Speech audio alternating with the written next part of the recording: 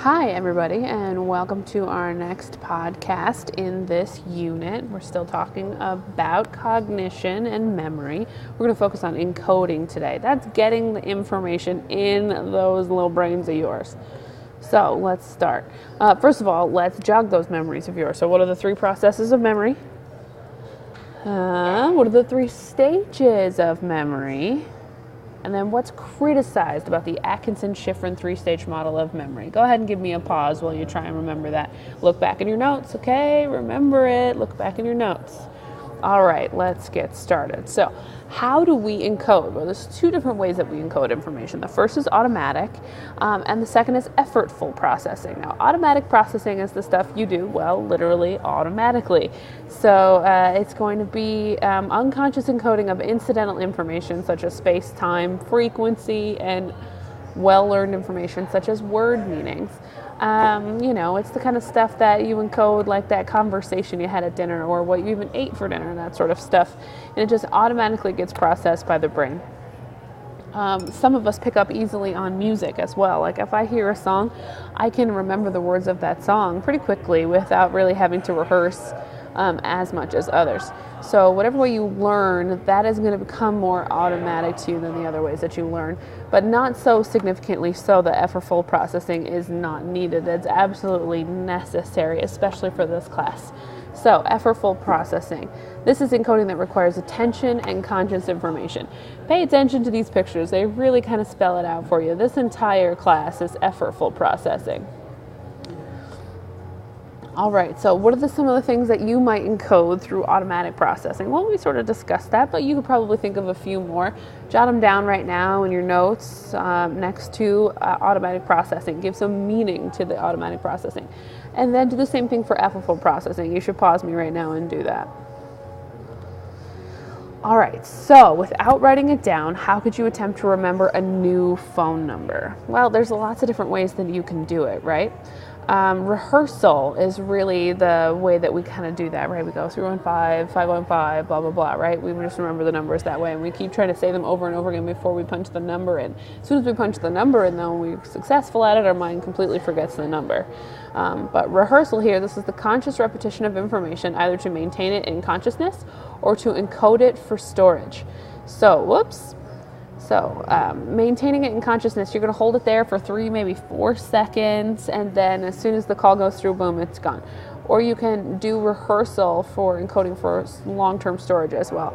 Now this guy, Herman Ebbinghaus, he studies rehearsal, and he uses rehearsal on nonsense syllables.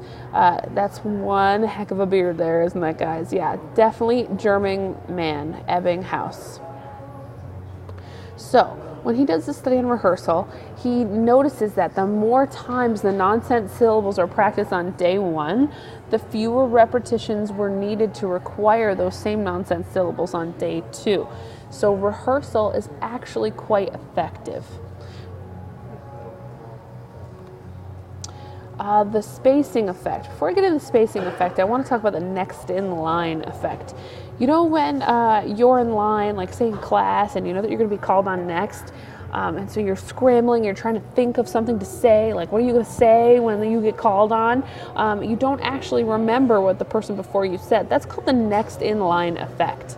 And this effect causes us to really care a lot about our memory and what's going on in our memories and what to really do about that effect. There's some things that we can do. First of all, cramming is not the option. Spacing studies suggest that if you study for about 5 to 10 minutes a day, every day, space it out like that, it's better on your memory. You're more likely to remember that information than if you were to cram it all right before the night of the test. So I know you all love to cram, but guess what? You're just going to have to give that up, and especially for this test. If you just study, I don't know, like 5-10 minutes before class starts every day, or 5-10 minutes during lunch, you're going to have the information you need for this test to get that 5. So the spacing effect, this is the tendency for distributed study, so pacing it out, study over time, or practice to yield better long-term retention than is achieved through mass study, cramming. Okay, the serial position effect. really fancy term for primacy and recency, things I've said before that we as teachers understand. That's why you usually have like a bell ringer when you come into class, because they want to prime you. They want that first piece of information out of your head to be remembered. And also at the end of class, they say important info. You ever notice that they always announce homeworks or say all the key words in the beginning of the class to the end of the class? Well, this is why. It's called the serial position effect. It's our tendency to recall the best, the last and the first items in a list. So we're going to remember A and Z before we remember B through Y. It's just the way that it is. I mean, obviously remembering A, B, C, and X, Y, Z. So it's this notion that you're going to remember the first thing on the list because that's the thing that's going to be rehearsed the most often, and then remember the last thing on the list because that's the thing you've seen most recently. So everything in the middle gets lost. So the first thing we learned in this class, you probably remember, and what we're learning right now you remember, but everything in the middle is probably a little fuzzy, right? Well, this is why, that serial position effect. So how can you apply the principles of the spacing effect and the serial position effect and the next in line effect to your own study habits? Pause this right now and see if you can write that down and reflect on that. If you do that, you're connecting meaning to the three terms that I just gave you. You're going to be more able to remember those things. All right, types of encoding. Obviously, there's different types of encoding, and the way you encode things affects whether or not you retain them. So let's look at the three. We've got visual encoding. This is encoding of picture images. So I don't know, this is the word farm. If I say farm, you actually envision the letters F-A-R-M, farm. This is using mnemonic devices like Awesome Allison to remember my name, or I don't know, Mad Morley, I don't know, something terrible like that. I'm sure you all can come up with something more clever. Go ahead, tell me tomorrow what you came up with. And then there's acoustic encoding. This is the encoding of the sound, especially the sound of the word. So farm, I mean, Old MacDonald had a farm, E-I-E-I-O. Like, you're going to remember what a farm is better because of the sound that is encoded with it. Excuse me. So, and then finally there's semantic encoding. This is encoding of meaning, including the meaning of the word. So, meaning of farm would be, do you like farms? Do you remember the smell of a farm? Do you like the smells of farms? Do you like the purpose of a farm? Etc., etc. So, can you guess which one of these is the most effective way to remember things? You would all better be able to, because of the things that I say over and over again every day. Let's take a look at it. So I could not find this visual anywhere else except in Miss Schaefer's presentation. So I just took a screenshot of it and put it up here. So a study was done, and it is found that, yep, you guessed it, semantic encoding gets you almost 100% memory recall, of the words.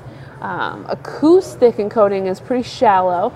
It gets you a little over 50%, almost 60% memory. So rhyming things, tonal sounds, that sort of stuff. And then visual, this is the weakest. This is just seeing the word itself, lowest amount of recall. All right, before we go to chunking, once again, a little bit more lecture. Add meaning to everything that you do. Add meaning to everything you do in this class. Add meaning to every word you're supposed to remember in this class. This is why I try and have you put the vocab with your Cornell notes. You're putting meaning on everything. Try and think of things that have happened in your life that are going to be affected by the different words and concepts we use in this class. You're more likely to remember them. All right, chunking. This is really important, especially for studying academic information. Chunking it is another way to provide meaning. Now, in this next graphic here, they're kind of separated out as if providing meaning and organization are two different things. But organizing things is giving it meaning, right? You're giving a hierarchy of structure to this. You're telling it what is it connected to. So I don't personally agree that these things are separate, but that's what the book tells us, so that's where we're going to go with.